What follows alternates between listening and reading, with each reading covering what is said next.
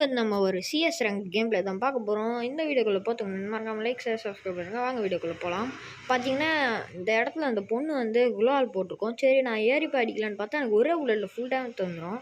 அப்புறம் நான் ஊக்காங்க போட்டு போய் அடிச்சிருவேன். அதுக்கப்புறம் பார்த்தீங்கன்னா, என் டீம்மேட்டு போய் குளோவால் போட்டு அவனால் ரிவைவ் பண்ண முடியாத மாதிரியே பிளாக் பண்ணுறோம். அதுக்கப்புறம் கீழே இருக்கிற எனிமியை வந்து எப்படியும் அவங்க டீம்மேட்டை அடித்து பூயா வாங்கிட்டேன். அந்த மேட்ச் வெற்றி ஆகிடுவோம்.